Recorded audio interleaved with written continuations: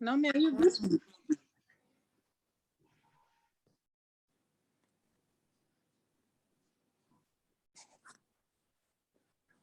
Welcome our attendees.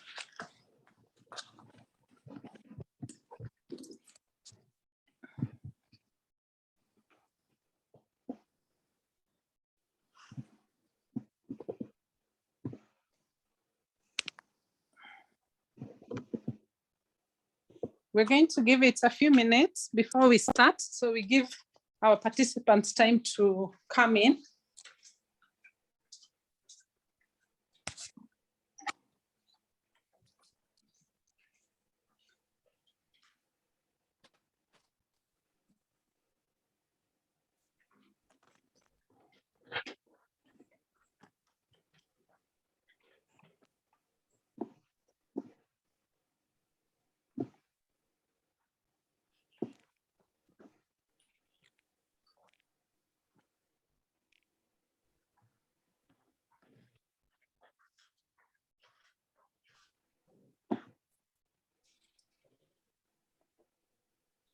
Recording in progress.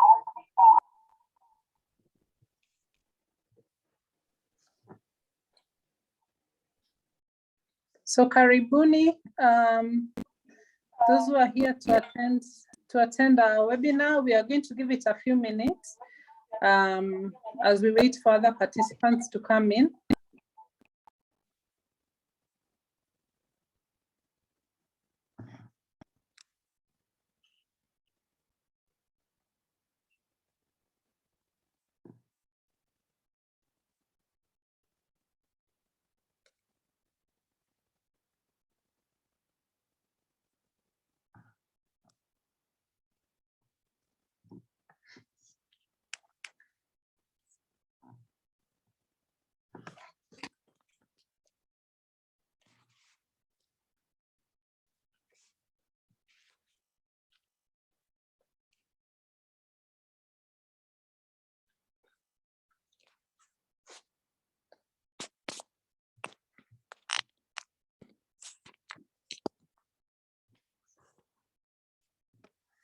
Karibuni, we are still waiting for other attendees to come in.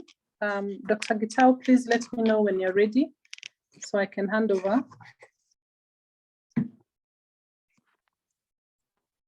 Welcome to this webinar, financial wellness or financial health and mental health.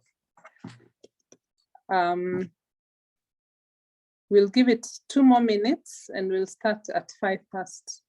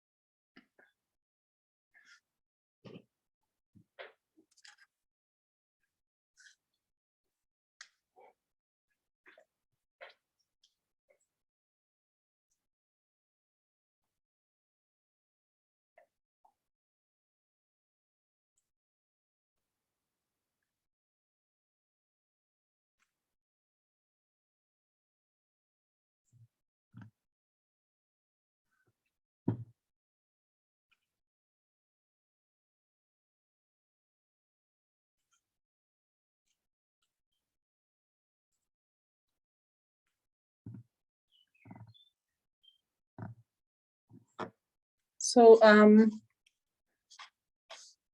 welcome to our webinar today. We are waiting for the moderator to sit down. Our webinar today is on financial management as requested by some attendees at the last webinar, at the last 2 webinars we've had so far. So we're just giving 1 minute and then we should be able to actually start.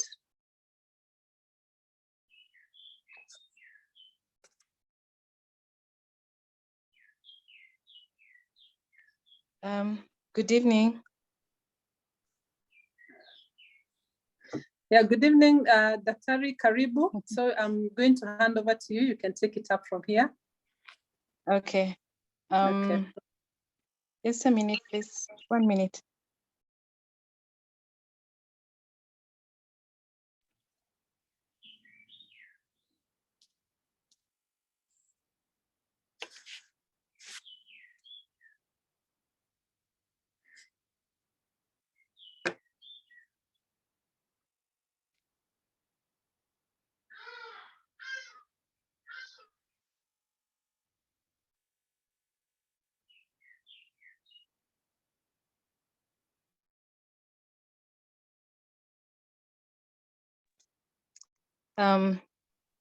Sorry for that. I got a bit caught up in the traffic today.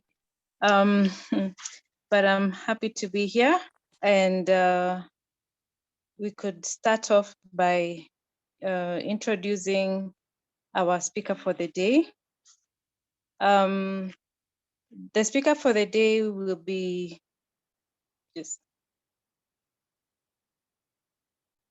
Naomi Anyango, who is a clinical psychologist based in Nairobi. She has conducted numerous mental health, psychosocial support trainings targeting healthcare workers, humanitarian workers, amongst others. She has also been a researcher in the UNICEF MMAP study, that is measurement of mental health amongst adolescents at the population level. Also WHO quality rights assessor. She enjoys the outdoors, music, cooking for her family, watching documentaries and cartoons. So you're most welcome, Naomi Anyango, and your moderator today will be myself, Dr. Catherine Gitau, and I'm a psychiatrist. Welcome to today's webinar. Thank you very much, Daktari. I hope I'm being listened to clearly. Maybe if you can just give a feedback on that. Yes. Okay. Okay. So it's a pleasure to be here. I can see we have so many people on board. I think 201 by now, and that's a good number. So it shows that for sure, this is something that we've been looking forward to, and it gives me pleasure to be able to take us through this. And Naomi? just like Dr. Catherine has, yes, you can hear me? Yes, but we can't see you. Please put on your video. Okay. Now you can see me. Yes, thank you. Okay. So just like Dr. Catherine has introduced, I'm a clinical psychologist, and I'm here to take you through this ride of learning about mental health and our finances. What is there? What's the contribution of finance in our mental health, and what can we do to improve ourselves? And if we are not faring badly, then how can we maintain that? So I think I'll just jump straight into the presentation. I'll share my screen. So if you just give it a minute.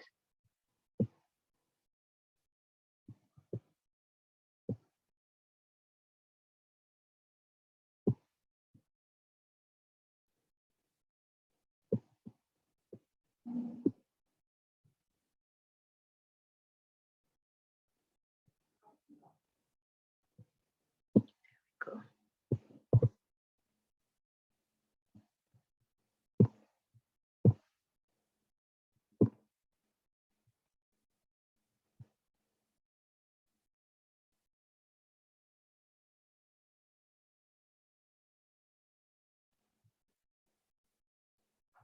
Okay, just a minute.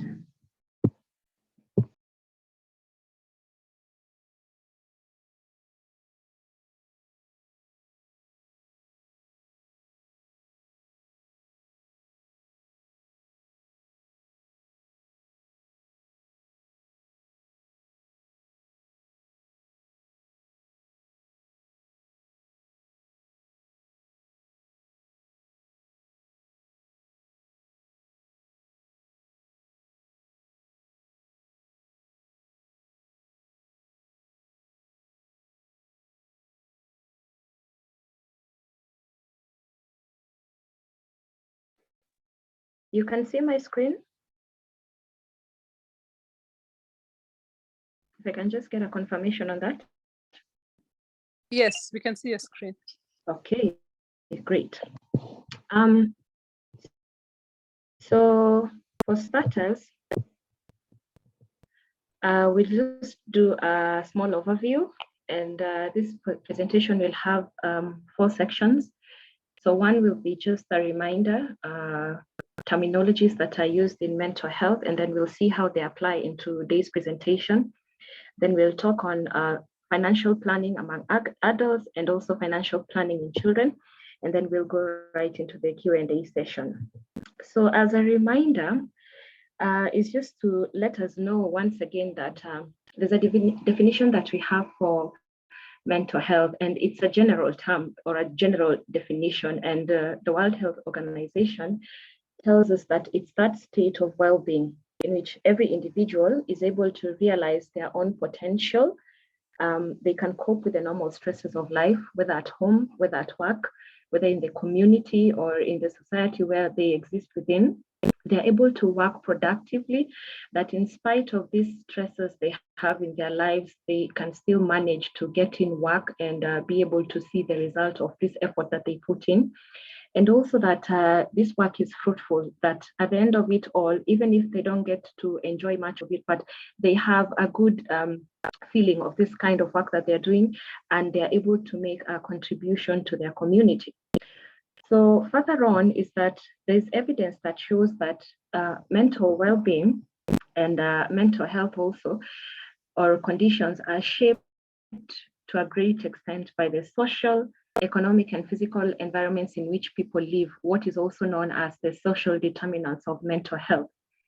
And when we are able to understand how these social determinants of mental health are play into the mental conditions or the mental health of people in population, then we are able to understand and apply or even come up with appropriate interventions to improve and maintain the mental health and well-being of all Kenyans. So this is a pictorial just to show us what the social determinants of mental health are. They are categorized into 5. One of them is social and cultural. Then we have environmental events. We have the neighborhood. Then we have the economic, which is a focus for today's presentation.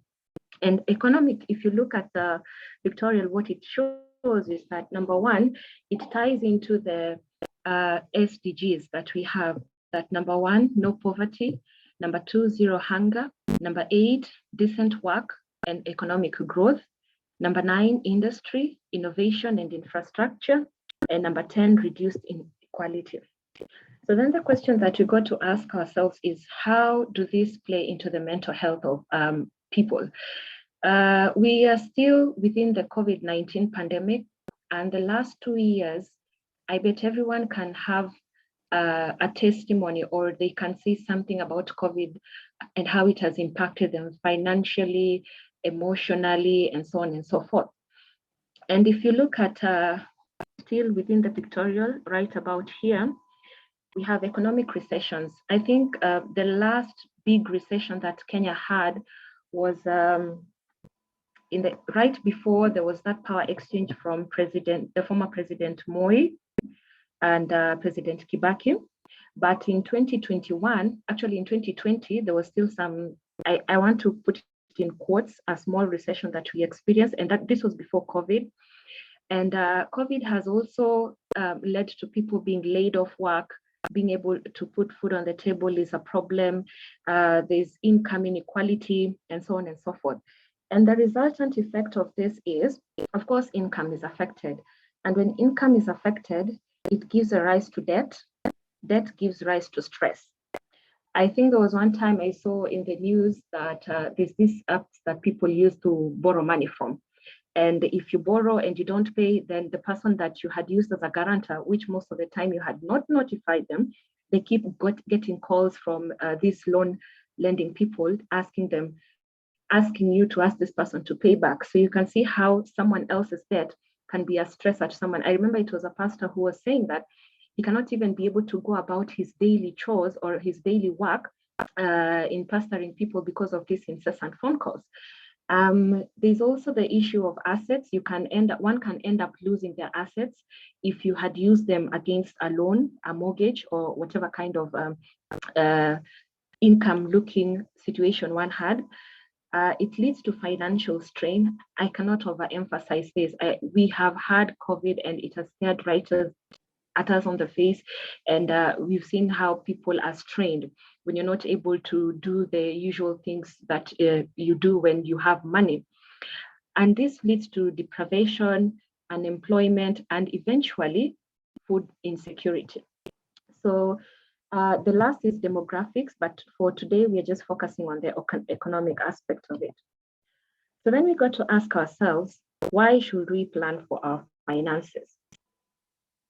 But even before that, we are reminded that when we have these social inequalities as a result of the economic stresses that people experience, then there's that risk of many common people developing a wide range of mental disorders. And this can happen if you look again at this pictorial. You can see there's this baby here who's crawling, and then there's this other one who's growing up until someone gets to old age. So we're able to see that this is a lifetime. It's not just something that happens once and it's done for, but it can continuously shape the way someone develops a mental health condition. So that's at school age, during family building and working ages, and at older ages. Then we are encouraged that we must be able to develop right from that young age mitigation measures that whatever financial stresses that may come away. And this is a given that in life, things don't always go according to plan. And at some point, in one way or another, may experience financial strain. So we always need to plan. And that's why we will be focusing on adults and on children as well. So financial planning, in a nutshell, is just a step-by-step approach to meet one's life goals. And this is where we are reminded that we need to have a good relationship with the money that we have. If we don't have a good relationship with it, then somewhere along the line, we may suffer some consequences that can make us fall into mental illnesses. So it's also good that when one has an opportunity to have a personal financial plan developed by someone who understands money better, but that does not mean that at an individual level, one cannot be able to do that. And when we have these financial plans, it helps us to form some kind of discipline in the way that we spend, and eventually in the way, the kind of relationship that we have with our money. So there are about 7 steps that we can use or we can employ to be able to get to financial, to be able to financially plan ourselves well. And one is to understand our own financial circumstances. Then secondly, we need to be able to identify and select our goals. Everything is important, but what is more important of the other, or rather, what is a priority? Then we should be able to analyze our course of action. We need to come up with plans and then have alternatives as well. That is a plan B, a plan C, a D if possible. Then we need to come up with a plan on how we are going to set our goals now. And once we do that, then we implement these plans that we have come up with. And as we implement them, then we should also be able to monitor them. And this just helps us to be able to stay on track and to ensure that we are doing things as well as we can. So for starters, talk about understanding our own financial circumstances. It means that we need to ask ourselves questions to get a clear picture of where we are at financially. Sometimes you have money, whether it's in your M-Pesa or whether it's in the bank, and you feel like, I have too much money. I can be able to spare some without thinking of what the consequences of that could be. So that's why we need to be able to sit ourselves down, have an honest conversations with ourselves, and ask ourselves, where are we? What do I have? Be able to collate everything that you have. And then after that, be able to ask yourself questions such as, how does this money affect my family relationships? How does it affect my values? Or how is it going to improve on my values with the way that you spend it? And what are your goals? What are your needs? What are your priorities? and so on and so forth. So when we are able to get to that, then we identify and select goals. And one of the ways that we can be able to identify, like I mentioned earlier, everything is important. What is the honest conversation with yourself? Then you list down, what are your goals? What do you want to achieve? And as you list this down, then you're asking yourself also some questions to help you clarify these goals that you have. How do you want to accomplish them? Be it in the next 2 years, be it in the next 5 years or 10 years, and so on and so forth. Then ask yourself also, what is your risk tolerance? How willing are you to go all out to save this much or to spend this much as you're working towards this goal that you have set out? And if it's an issue of investing, then you need to ask yourself questions such as, do you want to invest in high risk market or in low risk market, and so on and so forth? So when you're able to answer these questions out of those many goals that you've written down, then you can be able to come up with the most important ones. And goals need to be SMART. I think most of us have heard about this term SMART so many times, whereby we are reminded that as we make our goals, they need to be specific. You need to have something that you're working towards. It's not just everything, but you need to be particular on what it is you're working towards. This goal of yours has to be measurable. You can go back in time and measure from point A to point B. What have I been able to achieve in terms of what I had planned? It must be attainable. It must be something that when you can commit to it with whatever resources you have, whether they are little, whether they are in your life so much so that you may end up regretting this particular goal that you have chosen. Then it also needs to be realistic, which basically means that it has to be something that when you look back at it, when it's done, or even in the process as you're doing it, then you see that this is something worthwhile I'm doing for myself. And it has to be time bound. Always has to be time bound, because when you give yourself an arbitrary time, for example, you might say, I want to achieve this in 2022, yeah, or I want to achieve this by the end of 5 years. What help you gauge how much work you have done? So that's why, in as much as you say you want to achieve this in 2022, you need to have small tasks that you say, by end of March, this is what I want to have achieved. By end of August, this is what I want to have achieved, so that by the time you get to the end of 2022, when you look back, you can see that these small steps have helped you reach somewhere. Then, as you come up with these goals, you need to find out, or you need to ask yourself the question, you need to evaluate. Do you have any assumptions as to this particular goal that you have picked on? We all have stereotypes, and sometimes people may say that high risk is not a good idea because you may end up losing so much, and so on and so forth. Ask yourself, what assumptions or what stereotypes do you have as regarding this particular type of investment that you want to focus on? And then ask yourself, the recommendation that you have made, the decision that you have made to be able to carry out this particular decision, does it meet your end goal? And remember, these end goals, we have short term, we have long term. So it needs to fit in within all this.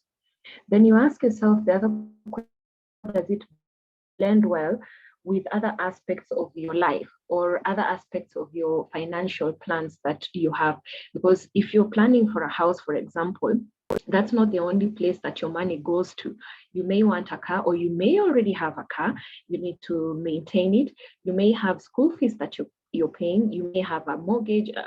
You may have something else that you're paying for, or someone else who's dependent on you. So you need to ask yourself the question, this particular plan that I've picked, how does it affect your other financial plans or other aspects of your life? Then you need to find, lastly, you need to ask yourself the question, this plan that I've picked on, how am I able to tie it with other aspects of my life, so that at the end of the day, in-win situation, and win-win here is important.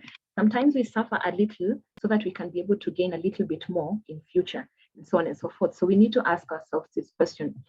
So the next step then would be looking at these plans that you have made and nodding and agreeing that yes, this is good for me. Now I need to implement it.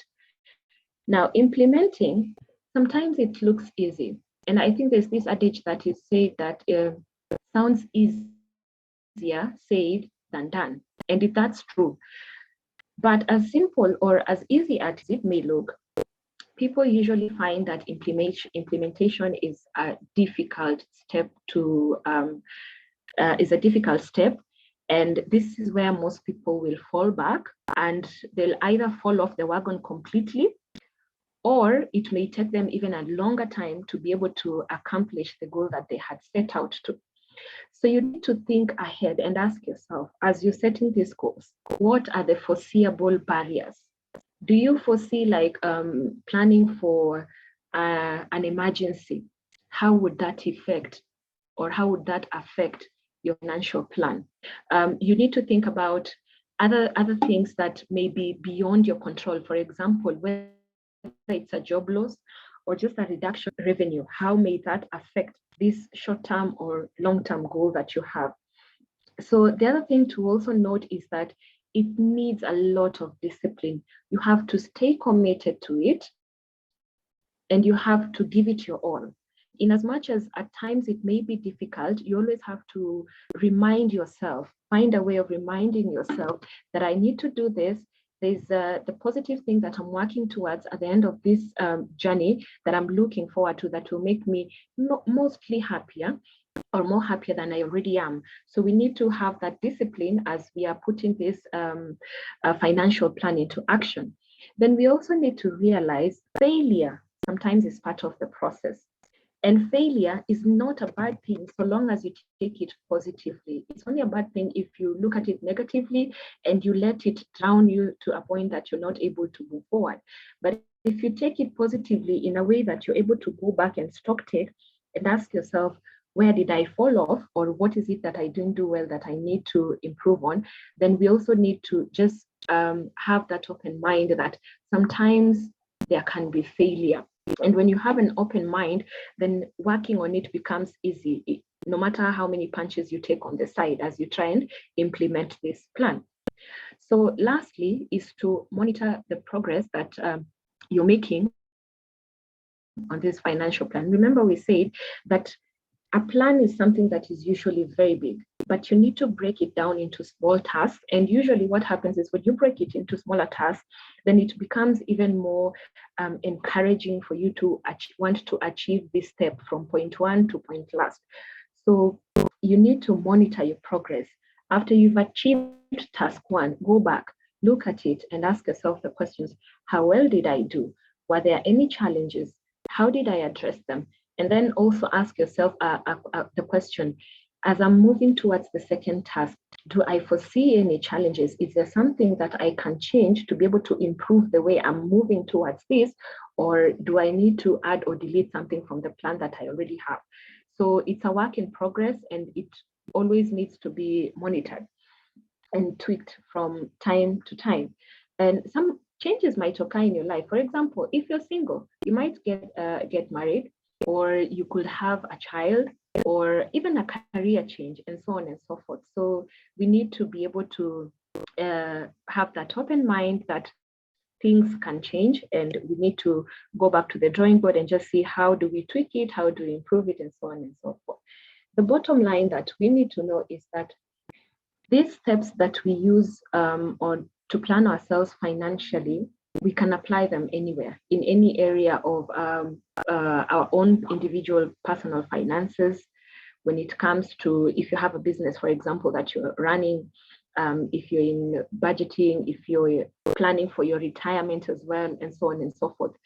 So you can do it as an individual, but it's also an added advantage to have an expert come in to help you be able to see your picture as clearly as it is. You know, as individuals, sometimes we want to please ourselves, or we want to protect ourselves by not being very honest with ourselves. But when we have a third party, then we are able to clearly see where we are financially and how we can best or better plan ourselves. So I know we are professionals here, and I know we have children, and even if we don't have, we have nieces, we have nephews, we have kids within the neighborhood, and so on and so forth, or we are planning to have children. So it's also important to have our children learn the importance of planning. And this we do right from the age where they can be able to understand money. And we say it's important for kids just as for adults. And the important thing is financial management requires planning now for future financial wants and needs. And as we do this with our children, we need to help them identify what are wants and what are needs. What you want is something that you can do without, but what you need is something that you cannot do without for your existence. Like, for example, food. We need food, we need clothing, we need shelter, we need education. But a want would be something like upgrading your phone if you already have a phone that is working well, or adding a 10th pair of shoe and growing your shoe collection. So we need to be able to teach our children the difference between their wants and their needs. Then we also need to start at an early age, some basics such as teaching them the denominations and their value. I usually hear small kids saying pesa kubwa na pesa ndogo. So they'd see like a bigger coin, that's pesa kubwa, and you know how this goes. So we need to be able to tell them or help them understand this pesa kubwa is either 20 shillings or it's 100 shillings, and this is what it can do. This is what it can purchase. Then we need to also teach our children to learn how to account for money. Most of the times, people who find themselves in a rut or who find themselves in a problem when it comes to their finances, you'll find that they had money, but they didn't know how to account for it. Like the example I'd used earlier, you suddenly think of, you look at your M-Pesa balance and you're feeling like, I have extra. So I can do 1, 2, 3, whether I can go out with the ladies or the boys, or I can buy myself a nice handbag. And then later on, you realize, oh, this money wasn't extra. It's just that I hadn't known where it was supposed to go. So we also need to teach our children to learn how to account for money, that every single shilling they spend, what it impacts on at the current and what it means for them in the future. Then another important thing is we need to teach our children how to save money. And these are skills that if any parent is able to impart on their children, then as they grow older, even if you are to exit this world early, you'd know that I have taken care of them. I have left people who can be able to stand by themselves. And even if they were to falter along the way, they can find their way back. So we need to teach children how to save money. We need to teach them how to budget. Again, budgeting focuses on what is it that you want and what is it that you need. Then we also need to teach children about credit cards and credit reports.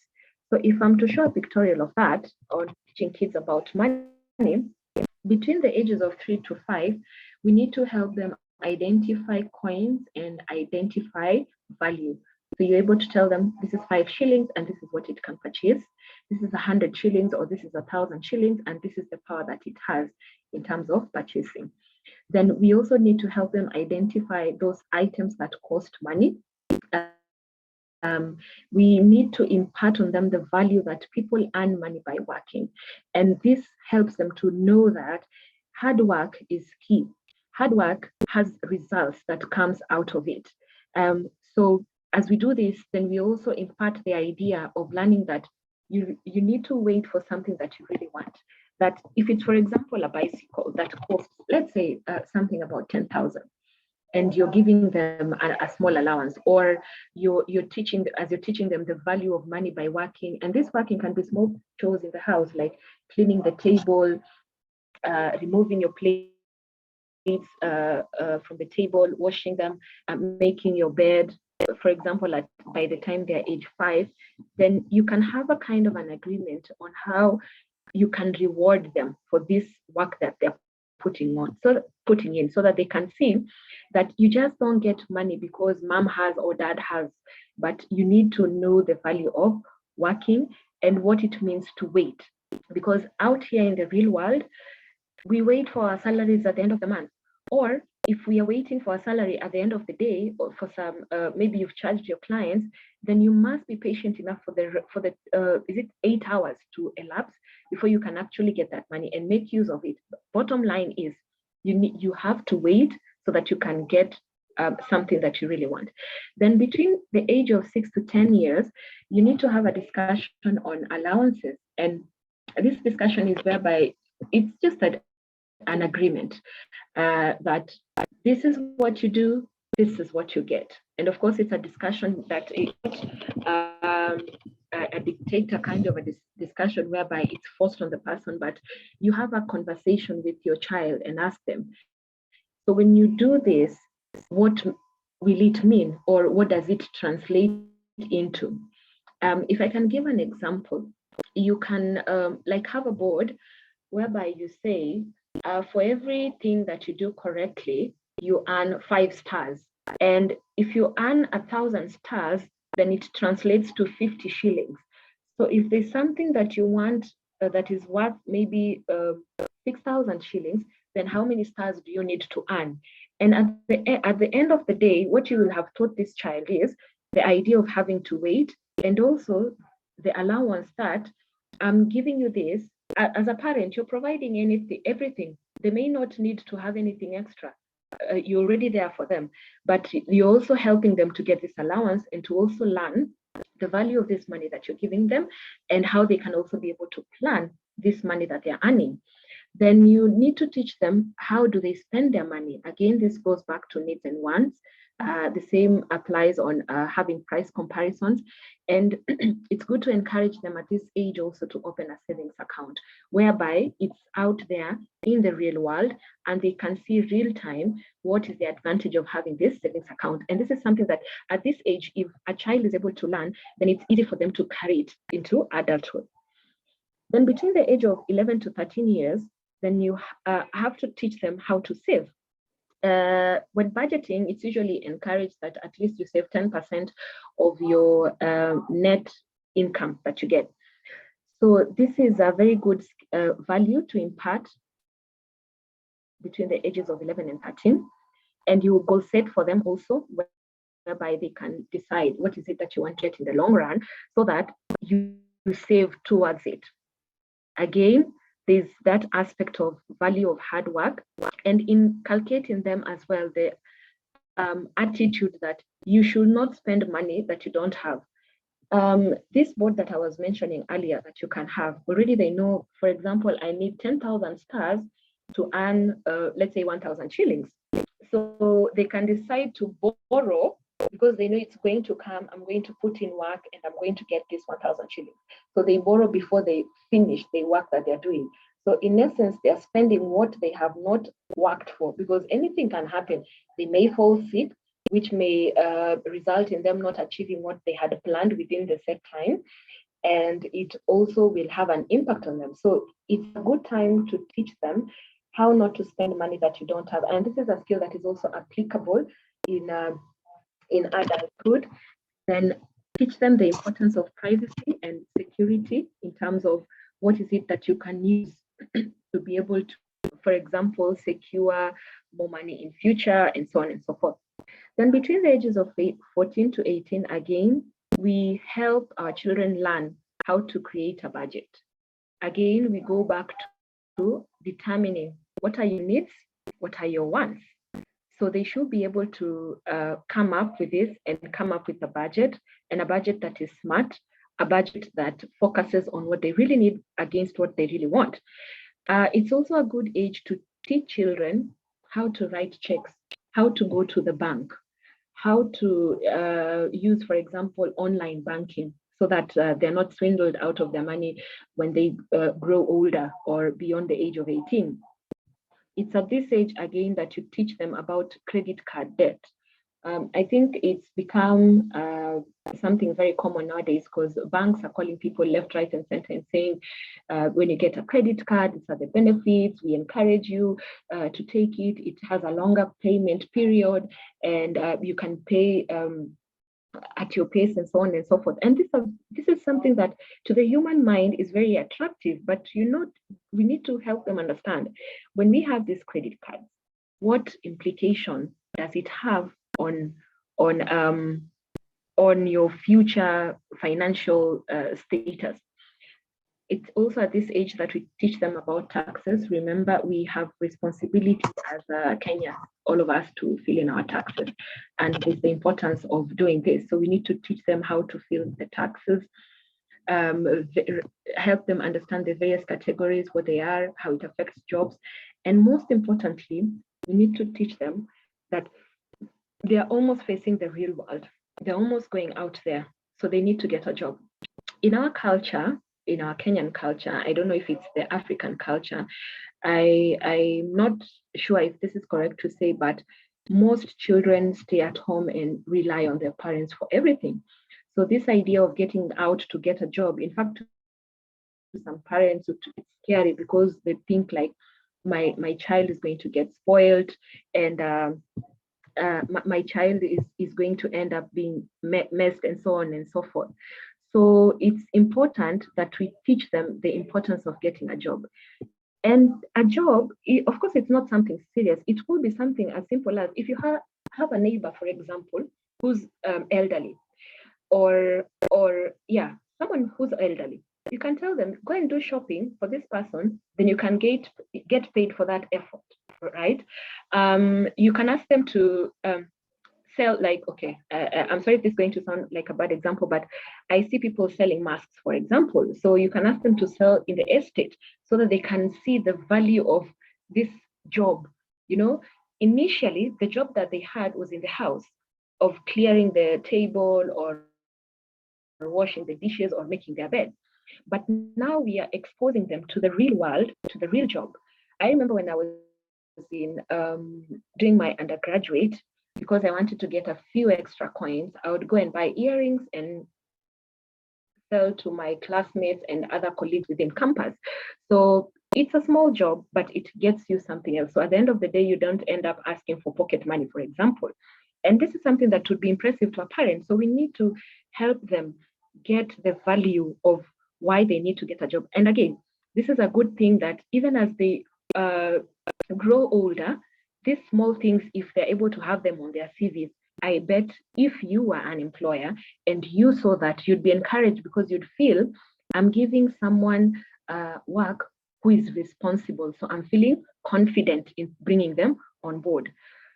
So as a young adult, we need to help them understand the importance of a credit score.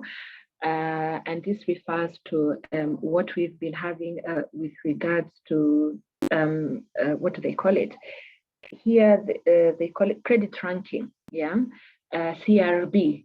So if you're listed on CRB because you took a loan and you're not able to pay back, then it means the next time you want a loan, it will be very difficult for you, if at all you can be able to get it.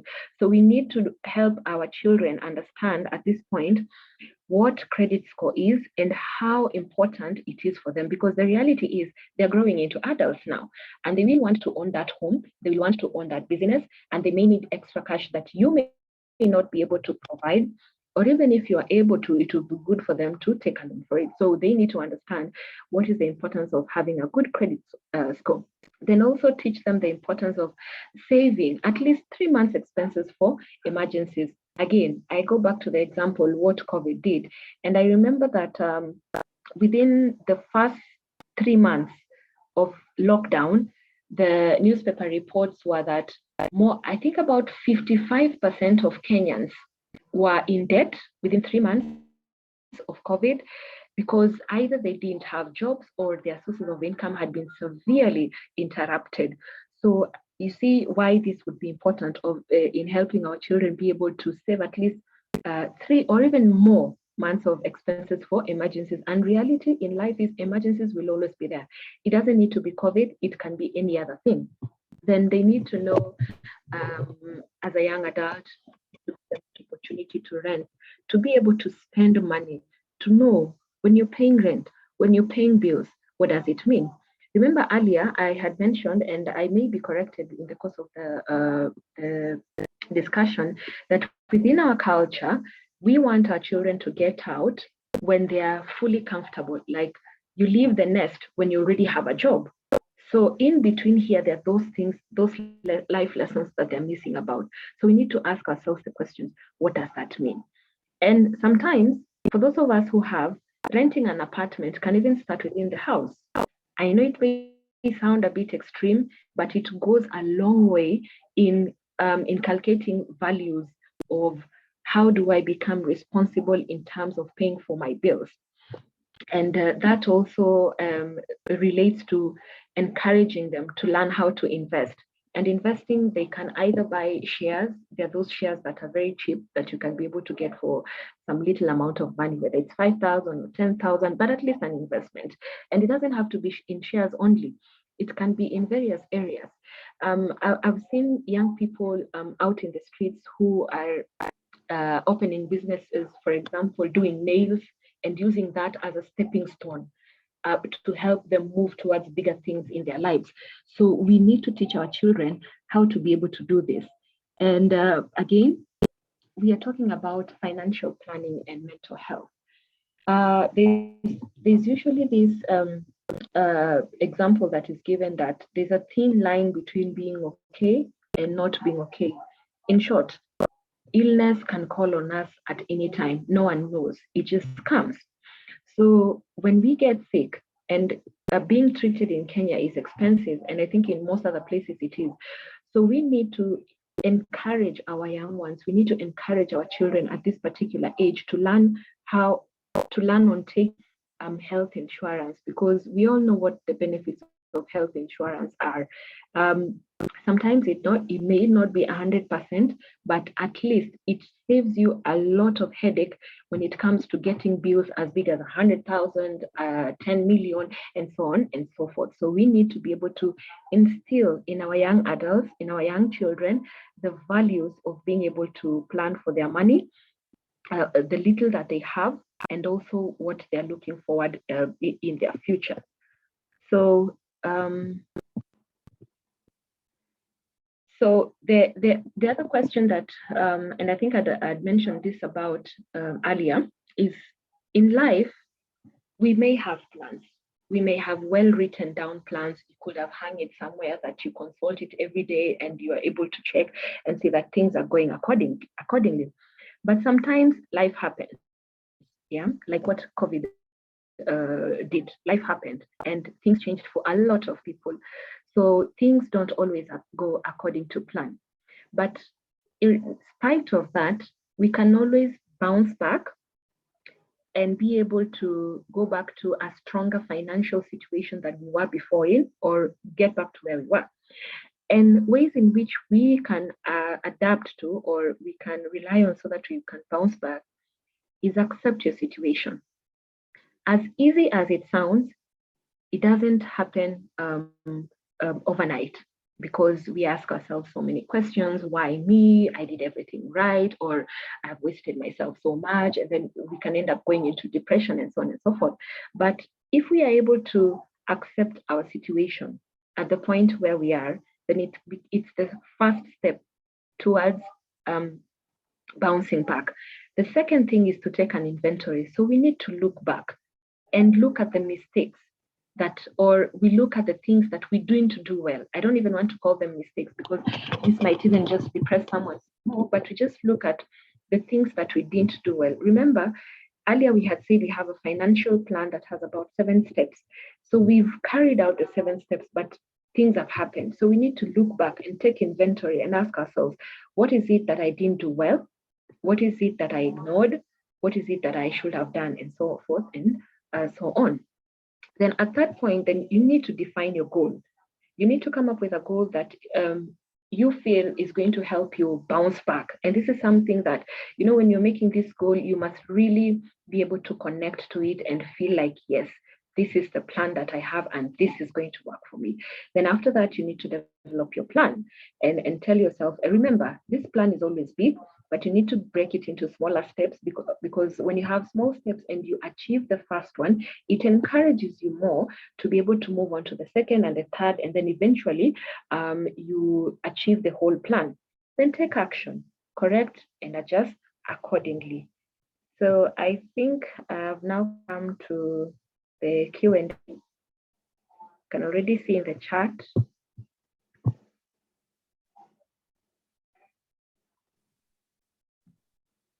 Wow, thank you so much for that session, Naomi. We've received so many comments. People have really enjoyed the session. I'll just read out a few of the comments that have come in, and then a few questions as well. Dr. Patrick says, very informative. Eric Wendia, good work. Joanne, thank you for making the point about getting a job. And the stages where one can actually get a job. Small hustles, and ethics of working. Then Sheila Wango says, very informative session. Thank you for organizing this forum. Yeah, thank you. Okay.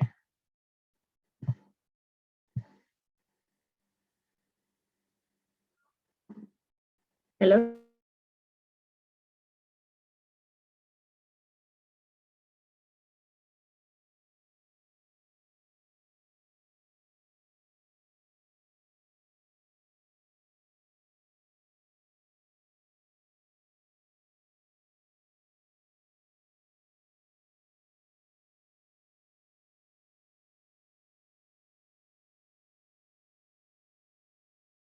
Can you hear me?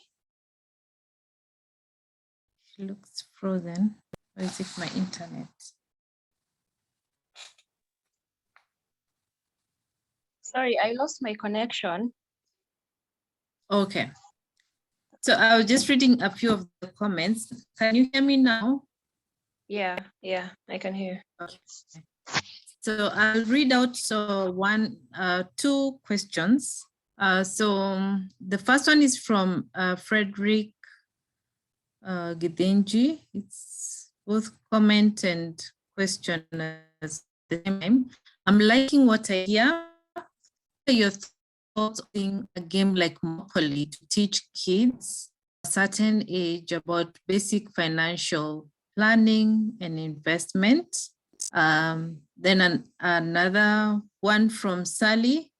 When having a manic episode while going through illnesses, how can one go through and not spend money when they do not want to, but are, when do not want to, but are not able to say no? Maybe you can respond to those two, then we continue. Okay, I hope you can hear me. Yes, I can hear you. I would say that, I would say that if Monopoly is able to teach kids to have sound financial planning skills, then that's a good thing. That's encouraged. That's because what we want is a situation whereby this young child is able to learn the value of money, the value of working hard, the importance of being able to save for the future and so on. And the thing also is, these values, we are learning about money, but it will not just affect the money aspect of someone's life. It will also affect, for example, how do they, their social skills. It will affect how they take up on their responsibilities, and it has a whole ripple of effect on various aspects of their lives. So definitely it will be a good thing, and I'd encourage for that. Then I think the other question was, where is it? When having a manic episode while going through consumer illnesses, how can one go through and not spend money when they do not want to but are not able to say no? Now, this is a very important question, because the reality is sometimes at a stage of illness, of a mental illness, one is not able to say no. So what I would say is, as a quality rights champion, one of the things that we encourage is for people to have what we call advanced plans.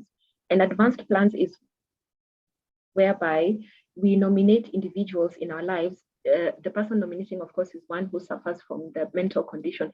So you nominate someone to make decisions on your behalf. So when this person that you have nominated realizes that the way you're spending your money is questionable or is going to result in more pain for you later, then they're able to help you be able to, for lack of a better word, put a stop to it, but really just help you to manage.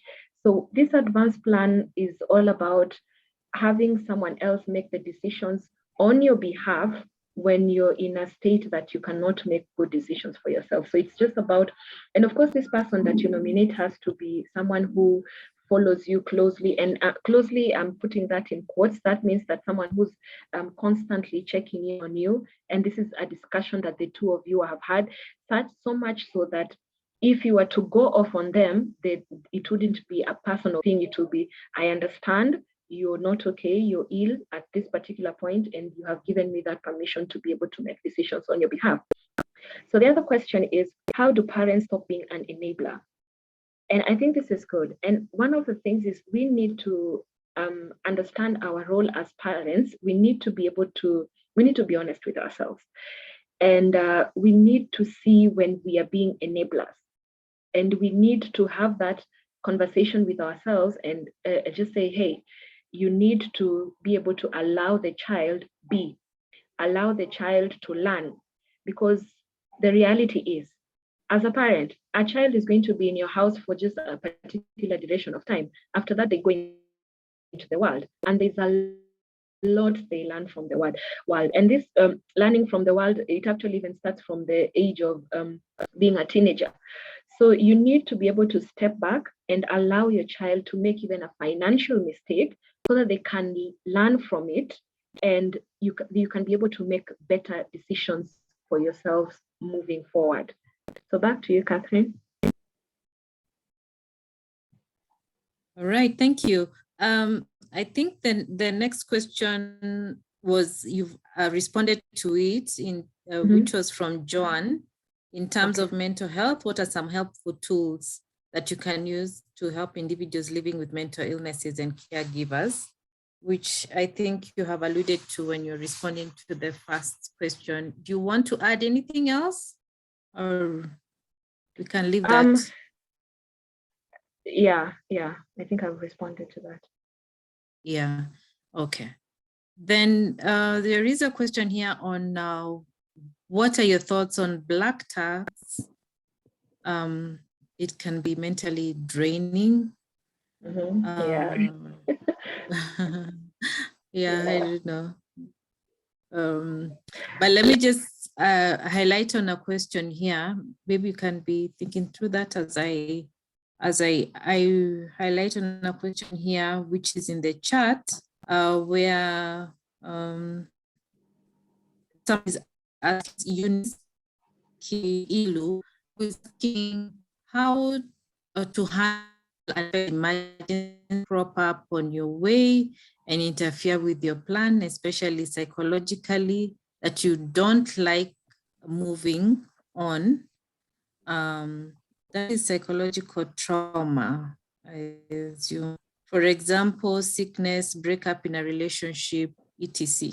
I hope you get the question. Sorry, I didn't get that. No, I didn't get it clearly. Okay, so she's asking how to handle expected emergencies that crop up on your way and interfere with your plans, especially psychologically. Maybe I just stop there. Yeah. Okay, nice. Yeah, so as you're planning, you always have to think forward, because the reality is we will always have emergencies. So you need to come up with a contingency plan for emergencies. Remember, you have a plan that you want to stick to, but then life also happens. So you need to, in your financial plan, have something that speaks on when an emergency happens, how much of what I'm already doing can I stop, and how much do I continue with? So you need to have that, and it needs to be very clear, and you need to stick to what you're doing. Remember, this financial planning, it is very deliberate. You know, we can write a plan and then after that you say,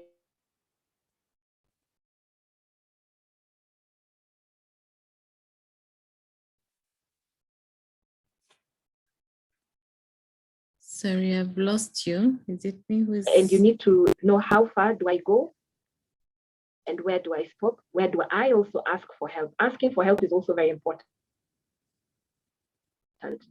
for mental health.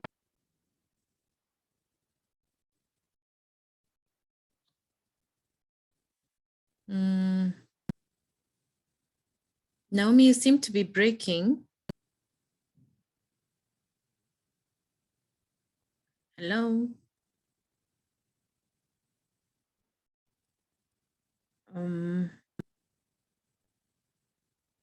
Hello, you can hear me? Yes, now I can Okay. hear you. All right. Sorry about that. Okay. So there are two questions on gambling. Maybe you can respond to them, where one is asking what your thoughts are in terms of betting as a side hustle, and the other is asking about gambling and how it affects your mental health and your household. Okay. And as well as the addiction component to it. Yeah. Yeah, gambling is a problem. And I think it's a very big problem in our country, but I think it doesn't end within our borders. It goes beyond. But it is a big problem in our country. So, and it's an addiction. And like any other addiction, it's not something that one can be able to, there are those who are able to stop by themselves, but most of the time you'll find that you need help. And this is where a third party comes in. And a third party could be a friend, a sibling, a co-worker, a partner or a spouse, and so on. And they would need to be quite honest with you. They would need to tell you what the effect of this gambling is having on you, because as individuals, sometimes we don't see the impact of the things that we do, and we need someone to come in and shine a mirror on us so that we can be able to see that reflection and see how much it is affecting us. Now, the thing about gambling or addiction is whoever is coming at you to give you this information, to be that voice of reason with you, need not be in an attacking pose with you, because you know when you're attacked, then you fight back.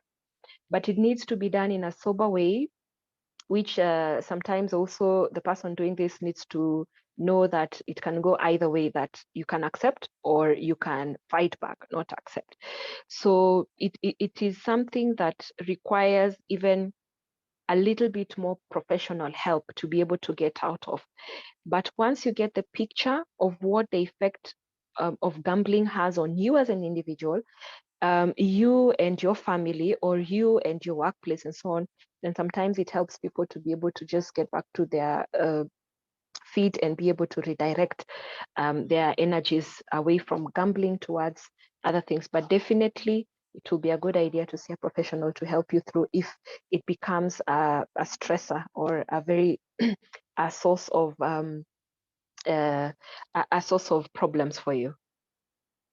And the other question was? It was more or less related in terms of how it affects your family and if it can be a side hustle. We're trying to make money here. Oh, wow. Gambling being a Yeah. side hustle. Okay. Now, Yes. I remember we said it's an addiction, yeah? And it works on the reward system of the brain. So, hey, I don't know if people out here are very successful with gambling.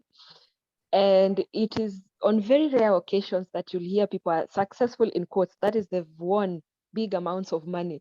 So you need to ask yourself the question, what are the odds that you'll win this money? Or what are the odds that it will make you a good businessman or woman?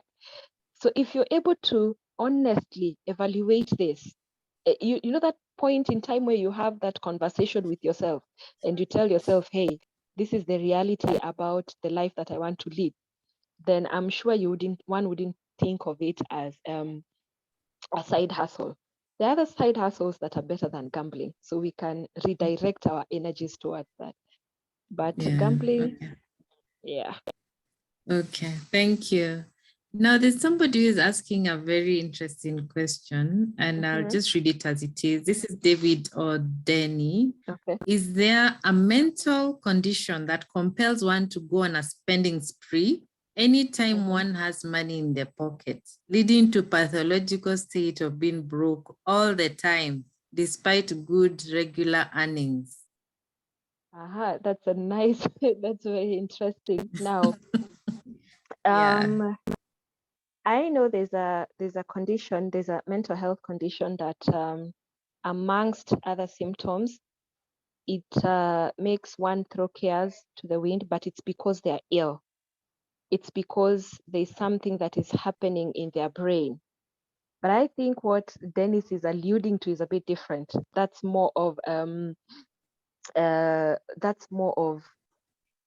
being a spendthrift, which also is an issue. It's less than this condition I'm talking about, which is bipolar.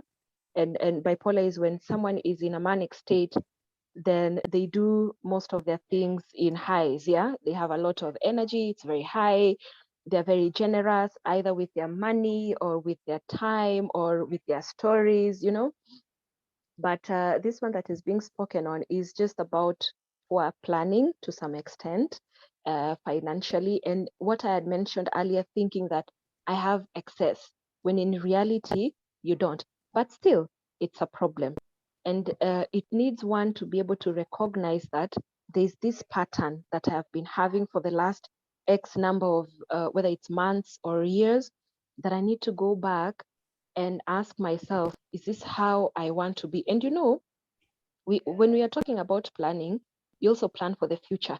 So you need to look at your future vis-a-vis your present and ask yourself the question, will my future benefit from the way I'm behaving with my money at the present? Depending on the answer that you get, if you're that person who, when you have money, you have that, let me call it, for lack of a better word, an itch to spend it, then you can go back and start asking yourself questions. And that's where a financial investor would be a good idea to have a talk with. And they can be able to lay it out all bare for you, and they can actually help you develop a plan, and they can also help you stick to that plan by checking in with you.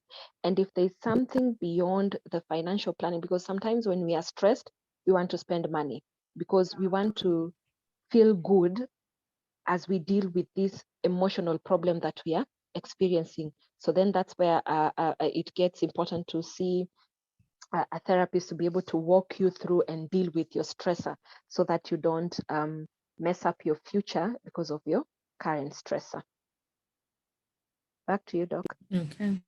I like what you're saying, where you're spending based on your feelings and emotions, as opposed to being logical and thinking through the spending itself. And yeah, definitely having a financial plan would really be helpful in such a situation. And as well, I don't know, when you have less, it's time to save. It's not time to spend. I don't know. Anyway, just to reiterate again, and I really have to stress this.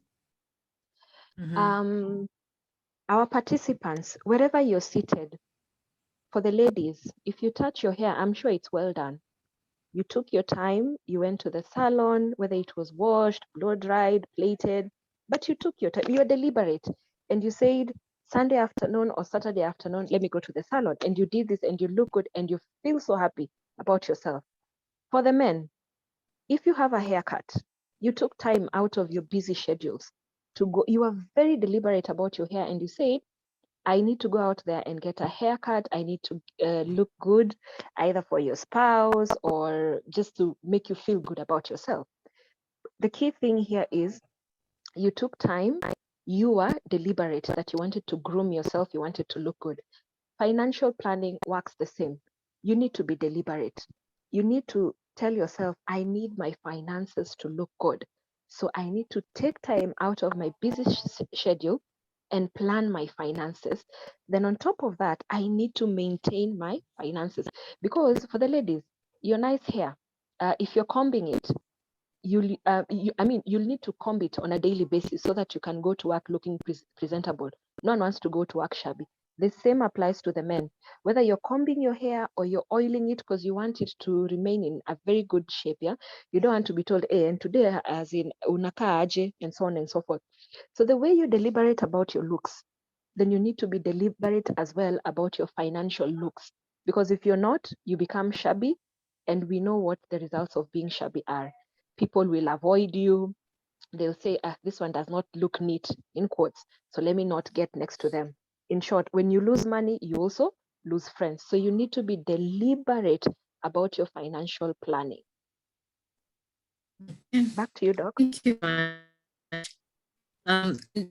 This question asked like 3 times, so I'll just read it out as I now forward ask requests or has probably to tell us about whether there'll be a recording of this and how it will be shared. Then I'll just ask you this one last question. Ivan asks if institutions should employ financial management mentors. That question has been asked like 3 times. So kindly respond to that before we move to Has to tell us about the recording of this presentation. Okay. And while you're responding to that, please, I hope your slides will be available because a couple of people have asked for them. Maybe you can also tell us if they're available. I've shared the slides already with Peter, so I think he should be able to share. So should institutions employ financial management mentors? I think yes, from a personal level. But even aside from employing, it is very important for any employer to ensure that any new employee they bring on board is taught how to financially plan for themselves. Because at the end of life, not life, at the end of the work life, there comes retirement. And you know, people retire, let's say at the age of 60, you live to the age of 90. So those are 30 years that you're not working. The money that you had been working for before is now sustaining you, right? So employers need to ensure that they help all their employees, new, old, to be able to financially plan themselves. Because at the end of the day, if this employee is able to financially plan themselves, and if they're happy with the way their money is, that means even their productivity at the workplace improves, or it becomes better. And the ripple effect is you as an employer, you get better results in whichever work area you're in, whether it's more clients will be coming in, or you'll be able to sell more goods, and so on and so forth. So if you're a smart employer, you need to ensure that your employees, all of them, are able to financially plan well. And if you can have an expert come and talk to them and ensure that they're doing that, the better for you. Okay, thank you. Dr. Haas, could you kindly tell us about the CPDs and the recording of this session? If not, Peter?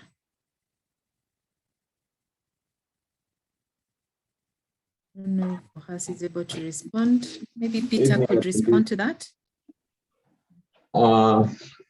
The CPD points will be sent to the email address that you used to register and you used to join this webinar. For the recording will be available on the KMA YouTube page. So if you see, there will be a link for the recording and the presentation too. Thank you very much. Okay, thank you. So before I read a few comments, maybe, I don't know if Edith is with us. Would you want to give a comment? I can see a few people on the panel. I'm here, but I'm not sure whether we are really past time. Sorry? Dr. Gitao, hi, I'm here. I Yes. think we've learned a lot, Naomi, and I don't think that I would want to add anything, just to hope that everyone has something to reflect on about their financial wellness. I actually screenshot one of the pages, one of the screens on how to bounce back, or sometimes you feel like, wow, you made a number of financial mistakes, but there's hope. I think the good thing is there's hope. We don't have to beat ourselves. We can start again. We don't want to start wishing we can go back to 25 and start earning so that we can do it again. There's hope. Thank you. Okay. Thank you. Thank you, Doc. So as we conclude, I'll request Peter to kindly put up the slide with the call center numbers, and just remind the healthcare workers that the call center is up and running, and we look forward to supporting you in terms of any psychological issues you may be facing. So call in anytime. There'll be somebody to respond to your call. Peter, do you have this numbers? You can just put them up for people to know what numbers to call.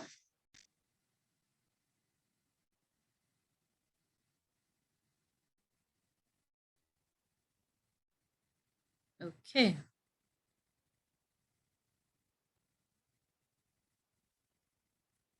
Can you get me?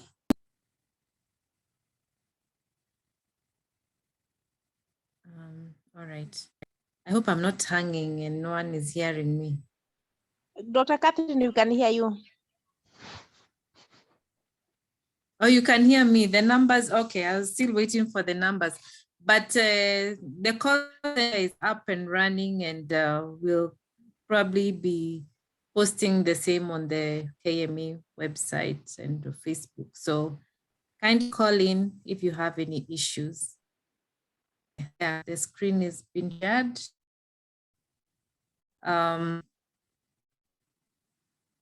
So those are the numbers you can call in.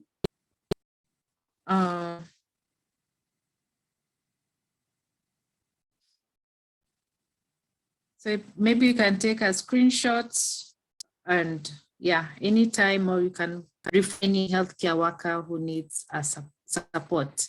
So thank you very much. I don't know if Dr. Haas is back and want to give a closing remark, or Dr. Kaimba, you have something to say before we leave? That maybe members should continue following any topic that they have for discussion, so that we can keep discussing things that are relevant. Okay. So throughout these meetings, please keep sharing the topic you're interested in, so that we can share what is relevant. I think that's what I wanted to say. Thank you. Right. Thank you very much. I agree with Catherine, with Dr. Koba. Let's continue to share topics. Thank you very much, Naomi, for the wonderful presentation today. And just a little bit more emphasis on the call center. Please let us call in. The call center is also open for our families, just a small addition.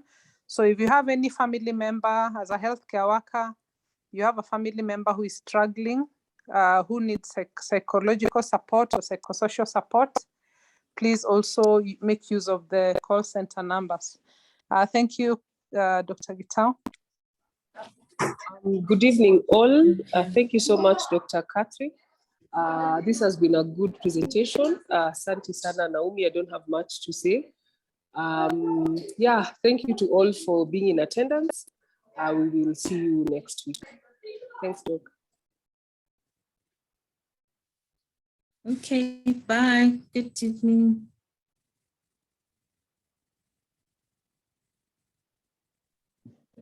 Bye, everybody. Bye. Thank you.